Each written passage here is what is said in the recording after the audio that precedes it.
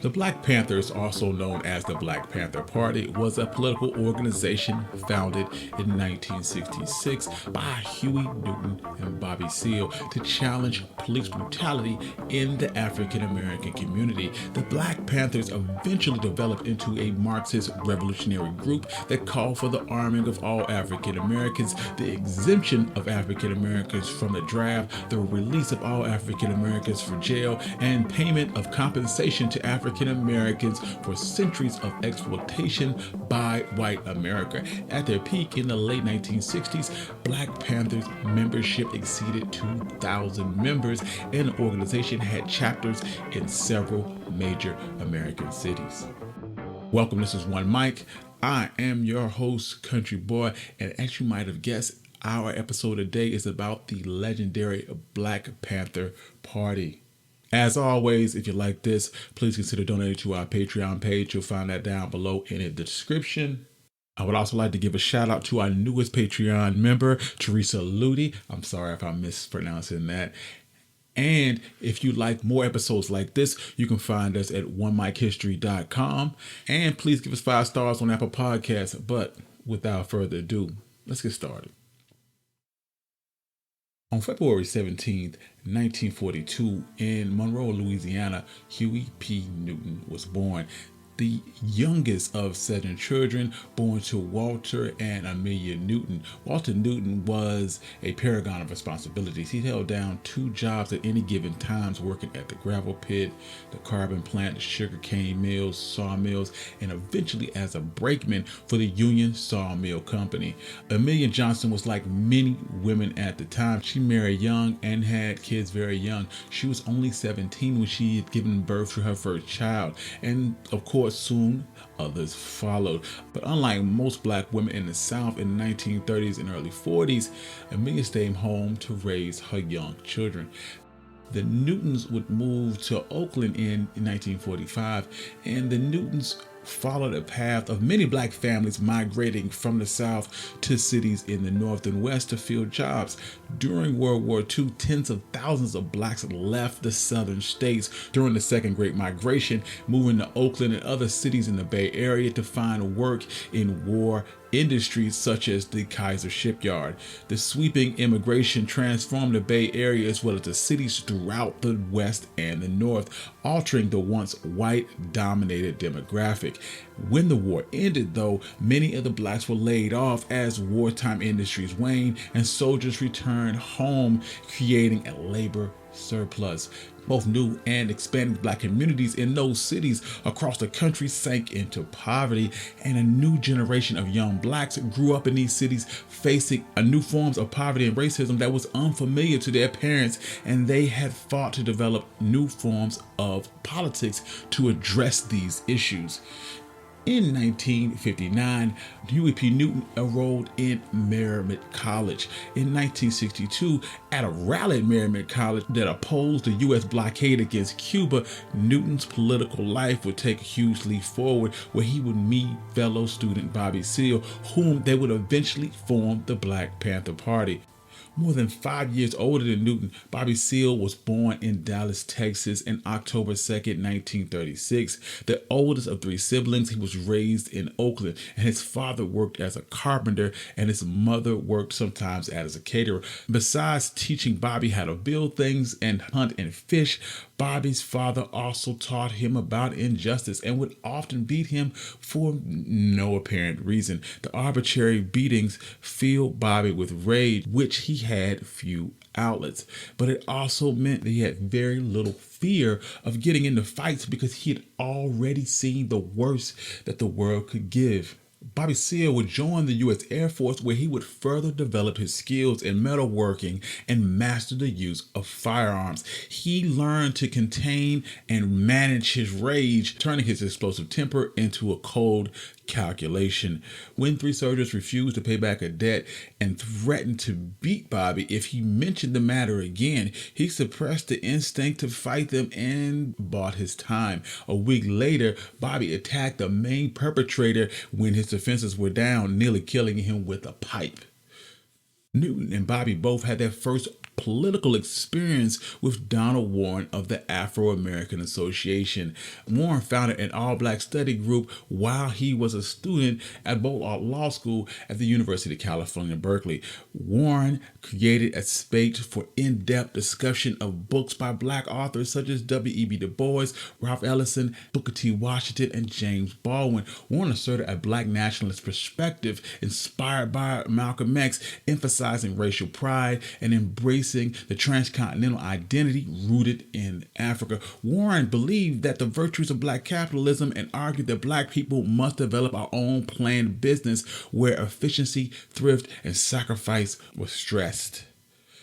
The Afro-American Association produced a radio show that debated the concerns of Black America, regularly mobilizing street corner rallies, preaching racial consciousness to unemployed blacks, and sponsored conferences entitled The Mind of the Ghetto. Through all of this, Newton was a man of action, and he grew dissatisfied with Warren's teaching. Newton felt that Warren was heavy on talk, but ultimately could not be counted on. In Newton's view, Warren offered a community solution that offered nothing, and he doubted much could be accomplished through black capitalism. Soon, he split from Warren in search of his own path. In August 1965, 6 months after Malcolm X had died, the Watts neighborhood in Los Angeles exploded in one of the largest urban riots in United States history.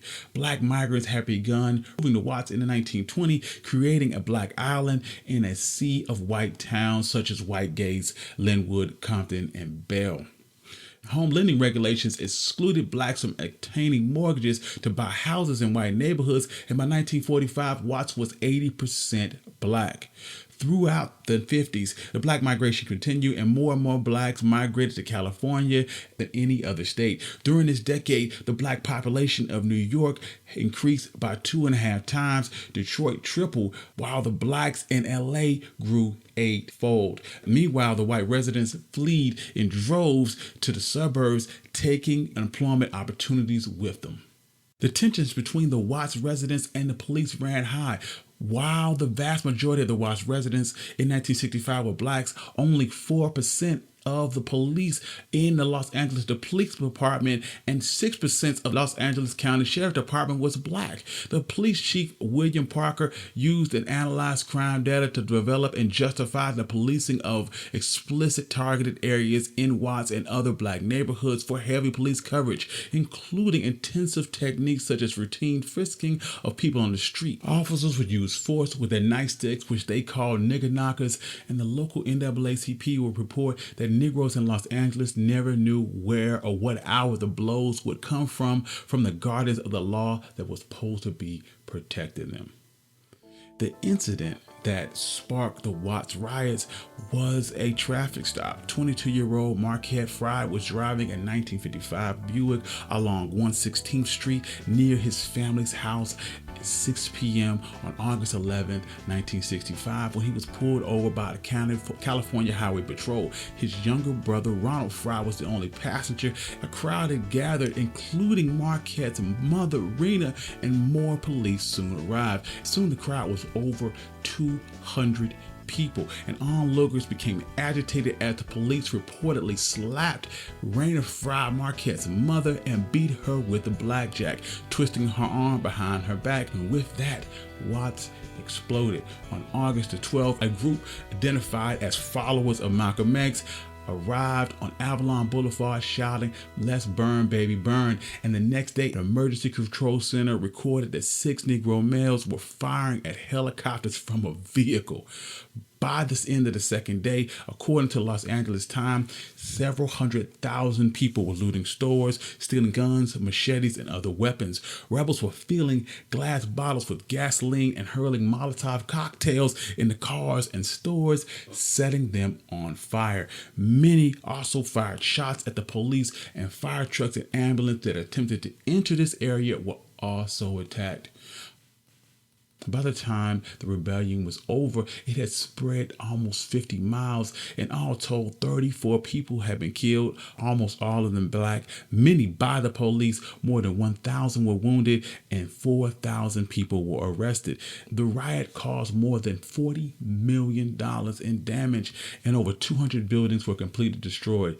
The residents of Watts were filled with rage because of the poor conditions, chafed by police repression, frustrated by civil rights politics that were unable to redress the situation. The residents of Watts would take the matter into their own hands, forcibly rejecting the old guard of civil rights leadership. And following the rebellion, Martin Luther King would go to Watts to bring his vision of integrated society and his tactics of nonviolence. On August the 8th, he spoke at 500 people in Westminster Neighborhood Association, and throughout the evening, the audience repeatedly challenged and ridiculed Dr. King's appeal.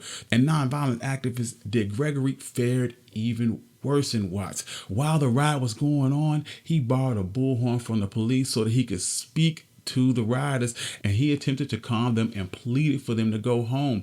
And a gunman in the crowd would shoot Gregory in the leg. The politics of nonviolence were failing, commencing a wave of urban rebellion and rejection of civil rights strategies by disenchanted blacks. Between 1962 and 1965, the Los Angeles Police Department killed at least 65 people. Of the 65 homicides by police that the police coroner investigated, 64 were ruled justifiable, including 27 cases in which the victim was shot in the back by police officers, 25 in which the victim was unarmed, 23 in which the victim has been suspected of a nonviolent offense, and 4 in which the victim not suspected of a crime at all. The only case in which the coroner's inquest ruled that unjustifiable homicide was when 2 officers playing cops and robbers on Long Beach Station shot a news reporter. Meanwhile, Huey Newton would reconnect with Bobby Seale, and the two joined the Soul Students Advisory Council, founded by Ernie Allen. The council was a front group for the Revolutionary Action Movement, an anti-imperialistic Marxist black nationalist organization founded in Philadelphia. Allen had collaborated with Newton and Seale on the Afro-American Association when he was a student at Merrimack College. Working with RAM exposed Newton and Seale to new ideas, both of which were strongly influenced by the thinking of Malcolm X and readings from the Afro-American Association. But unlike the Afro-American Association, RAM was a revolutionary black nationalist organization with a strong socialist intent and anti-imperialistic mindset. The politics of RAM connected the struggles of black Americans to the liberation struggles abroad, whereas black soldiers returning from World War II helped jumpstart the civil rights movement by arguing that if they could die fighting for their country, then they should be considered full citizens upon their return. RAM insisted that blacks were not full citizens of the United States. RAM viewed America as an independent nation and that it had been colonized at home. Because black Americans were colonial subjects rather than citizens, RAM argued that they had no allegiance to the United States government and thus should not fight in the Vietnam War. The Revolutionary Action Movement advanced the pivotal idea which becomes central to the politics of the Black Panther Party. The Revolutionary Action Movement led the way for developing a black nationalist thought, but the group's practical application of these ideas was very limited. They rarely emphasized practical action, and when they did, it was oriented around students. Huey Newton became dissatisfied with the group's inability to appeal to the brothers on the block. Newton and Seale wanted to challenge police brutality directly. They wanted to mobilize the ghetto in a way that the civil rights movement had mobilized the blacks in the South, and they dreamt of an unstoppable force that would transform the urban landscape forever. The problem was now clear, but Newton and Seale didn't yet have a solution. But that was all about to change following the September 27, 1966 murder of Matthew Johnson. The UC Berkeley chapter of Students for the Democratic Societies decided to hold a conference on Black Power and invited Stokely Carmichael, the SNCC chairman and leading opponent of Black Power, to be their keynote speaker. The conference featured a symbol of a Black Panther from the Lodez County Freedom Organization that Carmichael was publicizing. The LCFO was part of a new effort by local blacks and the SNCC to build an independent political party outside of exclusive white Democratic Party, marking a departure from its strategy of mobilizing civil disobedience against Jim Crow segregation in the early 60s. In 1966, Carmichael would write that organizing under the Black Panther symbol across the country because a man needs a panther by his side. His family must endure, as hundreds of Alabama have endured, loss of jobs, eviction, starvation, sometimes death for political activity. Huey Newton was one of those that took notice of the bold logo and courageous organizations. Writing several years later, Newton recalled that I had read a pamphlet about the voter registration in Alabama and how people in the Lodez County were arming themselves against establishment's violence. The political group called the Lodez County Freedom Organization had a Black Panther for a symbol, and a few days later, Bobby and I were rapping, and I suggested that we use the Black Panther for our symbol. Newton and Seale decided to form a chapter of the Black Panther Party, originally called the Black Panther Party for Self-Defense. The Black Panther Party was dissatisfied with the failure of these organizations to directly challenge police brutality and appeal to brothers on the block, so Huey Newton and Bobby Seale would turn matters into their own hands.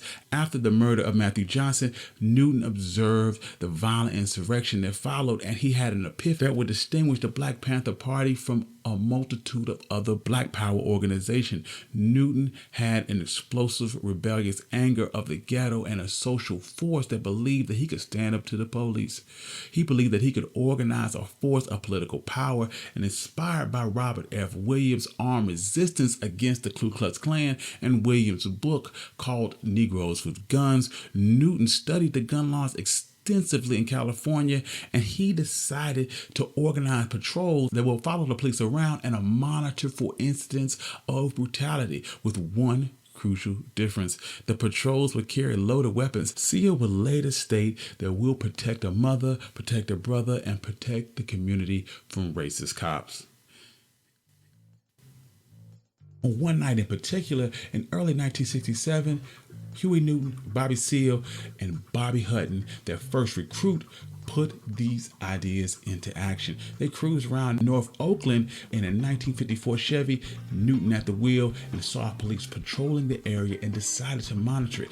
As Bobby Seale would later talk about the incident, Newton sped up within a short residential block behind the car and kept his distance. When the officer turned right, Newton turned right. When the officer turned left, Newton turned left. Newton was armed with a shotgun, Seale with the .45, and Hutton with the M1 rifle. The law book sat in the back seat. After they followed the car for a while, the officer pulled up onto the curb and stopped on the corner.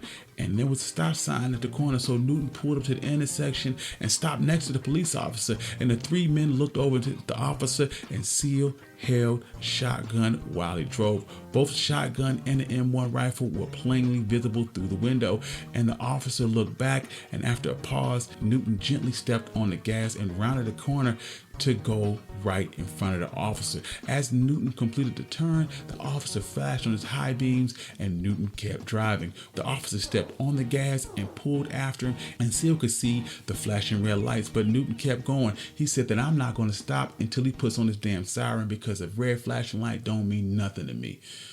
At this point, the car was headed north on Dover Street behind Merrimack College. Newton to the left on 58th Street and headed down the block, passing the Merrimack College track field, and the officer turned on the siren. So Newton pulled over, coming to a stop at the back door of the college. As soon as Newton pulled over, the officer stopped and burst out of his car hollering, "What you goddamn niggas doing with all them guns? Who the hell do you niggas think you are?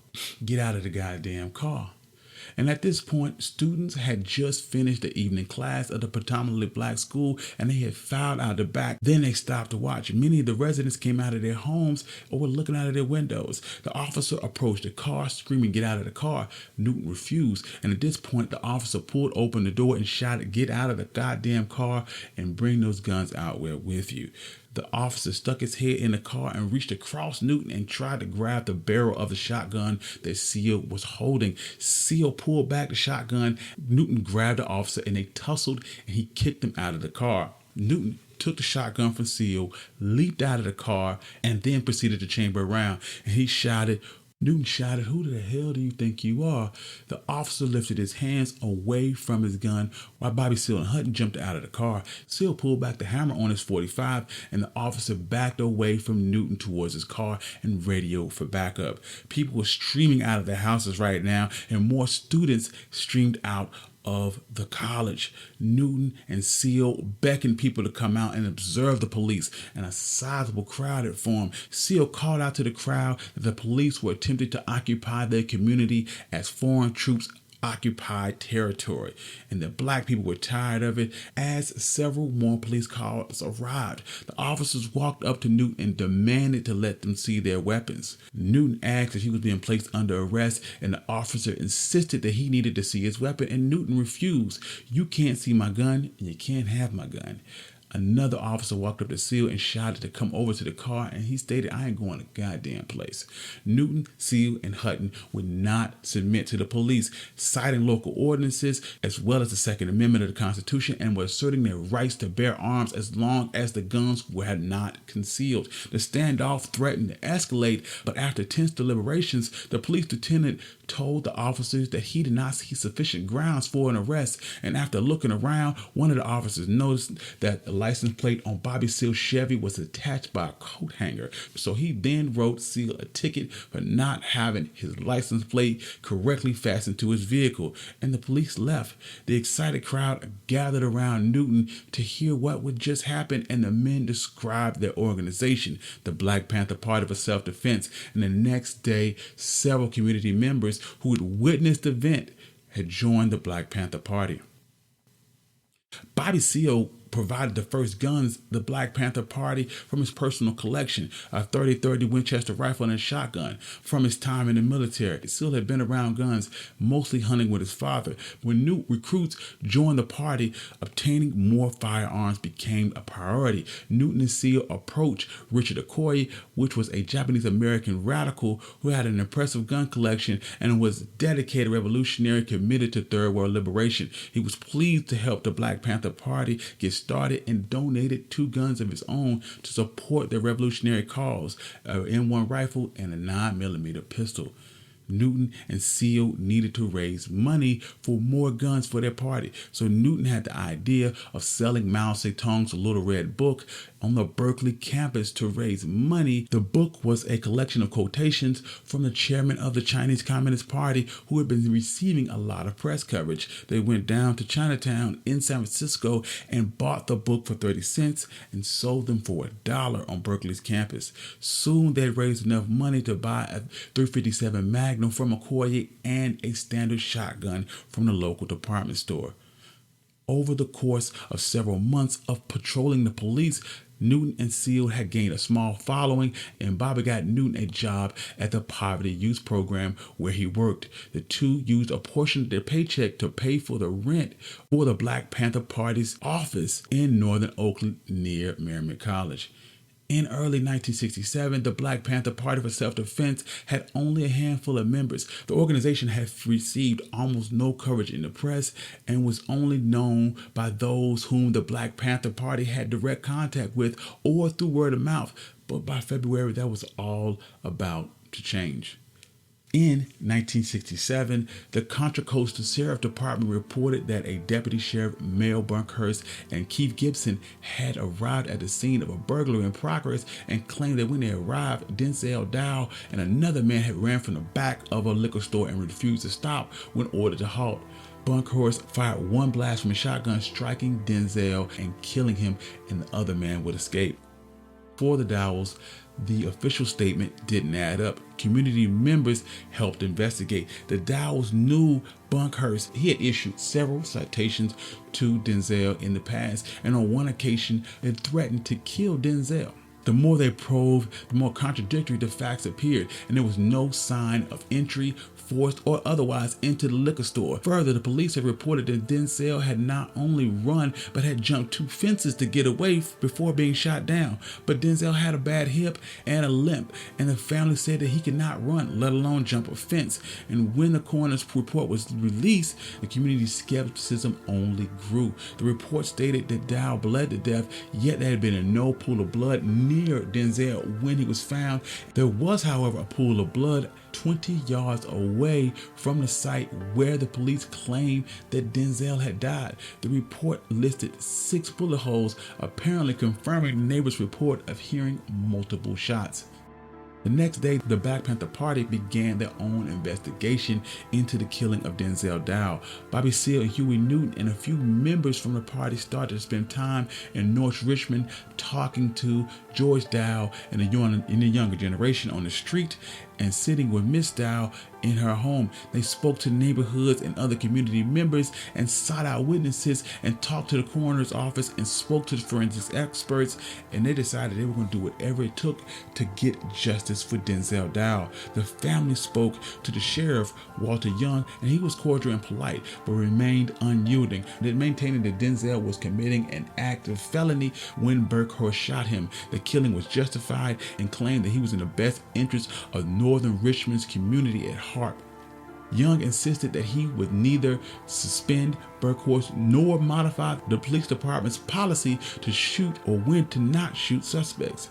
The Dowells held out hope local political officials would eventually help them achieve justice. But when meeting with those officials, it left no doubt that they would need to find another approach. Seale and Newton quickly organized a street corner rally to talk with community members about the Denzil Dowell's case and explain their program, especially their position on self-defense. They organized a street corner rallies in the past in Oakland and San Francisco, and the sight of armed, uniformed Black Panthers had always caught people's attention and often got them to listen to the Panthers' political program. Newton and Seale planned a rally on 3rd and Chester in Richmond for April 22nd at 5 p.m. 15 Panthers showed up in uniform, most of them armed, and gathered on the street corner. In this way, it effectively claimed the corner and unofficially declared that this was a Panther zone. A small crowd would start to gather, and Seale started talking about the Dowell case. The Panthers always attracted attention when they organized street discussion, but this response was on a different level. If the Denzil Dowell could be killed by the police with impunity, so could any other young man in his neighborhood, and the crowd soon swelled. While the police scared many in this community, here was a group of young men organized and disciplined, openly displaying weapons, speaking their mind, calls stopped, and traffic backed up, and soon over 150 people had gathered. The rally was tremendous, and community members searched for ways of doing more about the Denzil Dowell killing and showed them a way that they could mobilize the Black community and they could take issues into their own hands. Newton and Seale had captured the community's imagination, and others began chipping into the organization to help with subsequent rallies. Eldridge Cleaver had been impressed with Newton during confrontations with the police and helped Newton and Seale publicize rallies. In this process, he created the party's first newspaper. Emory Douglas, a student at San Francisco College, contributed graphic arts expertise. The paper immediately became a party tool, running over a decade into international distribution, and at its height, it had a circulation in hundreds of thousands. As awareness of the Black Panther Party grew, on May 2nd, 1967, the California State Assembly Committee on the Criminal Procedure was scheduled to convene to discuss what was known as the Mumford Act, which would make public carry of a loaded weapon illegal. Newton and his Minister of Information, Eldridge Cleaver, put together a plan to send 26 armed Black Panthers led by Bobby Seale from Oakland to Sacramento to protest the bill. On the morning of May 2nd, 30 Black Panthers put on uniforms, picked up their guns, and headed to Sacramento. Bobby Seale led a delegation of 24 men and 6 women, and Eldridge Cleaver also went to Sacramento that day, but was not part of the delegation. He was part of the Ramparts magazine, an American political magazine that had assigned him to cover Black Panther action with the understanding that he would not take part. Consistent with Oakland's patrol, the Black Panther planned to remain firmly within the laws of restricting gun use, and they would take care, for example, to keep their guns aimed only up or down and not to point them at anyone, so that their actions could not be construed as displaying their weapon in a threatening manner. Newton also instructed the group to not shoot unless fired upon, and when the Panthers arrived at the Capitol building in Sacramento, they got out of their cars heavily armed, and Bobby Seale asked the bystanders where they could find the assembly chambers. Right away, several TV cameras took notice and ran up to the delegation and began filming. By the time the delegations arrived at the California State Assembly chambers on the second floor, a swarm of reporters had gathered around them, taking pictures and asking questions. The assembly sessions were open to the public, but the public was not allowed on the assembly floor. So when the Panthers reached the floor to the assembly, one of the reporters barged into the assembly to get a better pic of the Panthers as they entered. Seale and about 12 Black Panthers followed, and according to the San Francisco Chronicle, the assembled speaker pro temp Carlos B., who was facing the door, saw the gathering of news and television cameras and what seemed like a stampede, angrily shouted to the sergeant-at-arms, Tony Beard, to remove the intruding reporters. One of the guards said to the Black Panthers that you're not supposed to be here, and this is not where you're supposed to be. While trying to decide whether to stay on the assembly floor or to go back upstairs, the officer came up behind Bobby Hutton and grabbed the gun out of his hand. Bobby started to shout at the officer and chased him out to get his gun back. The Black Panthers followed him into the hallway, and Assemblyman Mumford wasted absolutely no time lobbying for his legislation. He quickly rose to inform his colleagues that the reporters were not the only ones trying to get onto the assembly floor. A serious situation had just occurred, he explained, and that people with weapons forced their way onto the chamber and were ejected. When the Panthers entered the hallway, the state police surrounded them and grabbed and took their weapons. Seale demanded his weapons back and a chance to publicly read the party statement. And as the police pushed the Panthers into the elevator down the stairs, the police reviewed the situation and decided the Panthers had broken no laws and returned their guns. Having now captured the attention of reporters, Seale read the Panthers' statement in front of the press, with much of California and the country watching.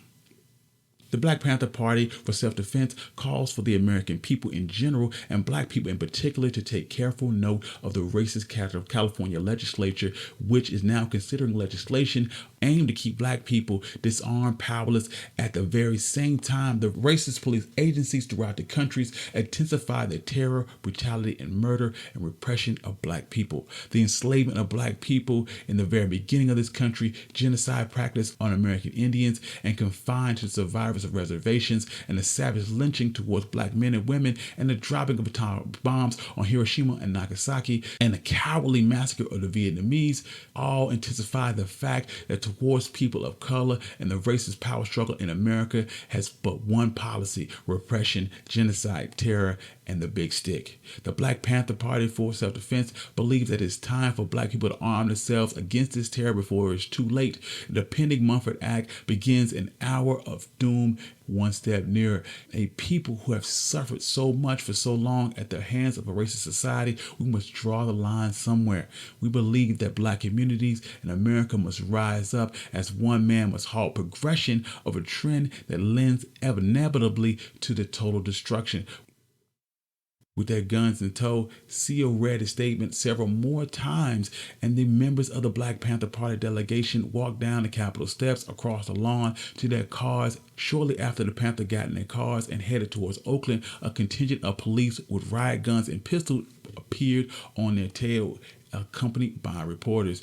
After leaving, the Panthers pulled into a service station and police surrounded them, came up behind Black Panther Sherman Forte and grabbed his hands, forcing him behind his back. When Seale asked if Forte was under arrest, officers answered that he was, and Seale told Forte to make the arrest. With the cameraman capturing the Seale for national TV, the police searched and arrested the remainder of the group in what appeared to be a makeshift arrest. Seale was originally arrested for carrying a concealed weapon, even though he had openly displayed his pistol on his hip, and television coverage caught the officers looking for illegal weapons and comparing the length of the Panther shotguns to their own. To one officer's charge, one Black Panther would explain that ain't no sawed-off, that's the same riot gun that looked just like yours. The police officers booked several of the Panthers on obscure fish and game codes that prohibited loaded guns in vehicles, and all 19 young adults and 5 juveniles were arrested. But included in this group was also Eldridge Cleaver, who was there covering the event, carrying only a camera. Although it was perfectly legal for the Panthers to enter the state capitol bearing arms, a fact that the state police would acknowledge at the time. At the police station, officials are charged the Panthers with conspiracy to invade assembly chambers, which was a felony. After Sacramento, the Black Panthers faced legal challenges raised from bailing and hiring lawyers. Such challenges have always been important daily work to the early insurgents of the civil rights movement, and they were not unfamiliar to the Black Panthers. But at this point, legal challenges had only a peripheral concern to the Black Panther Party for self-defense, but now it had become a central concern. The Black Panthers leadership had found themselves in a strange situation after Sacramento. The Black Panther Party was now had a burgeoning membership dedicated to the revolutionary program, but it was built on the strength of the tactic of policing the police.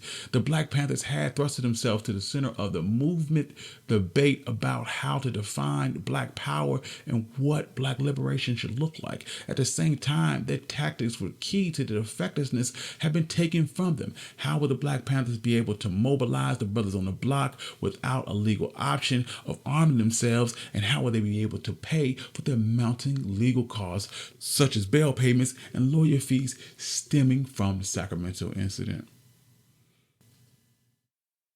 Thank you. This has been One Mike, and this was part 1 of the Black Panther Party. If you like this and enjoy this, please consider donating to our Patreon page. Also, visit us at onemikehistory.com and give us 5 stars on Apple Podcasts.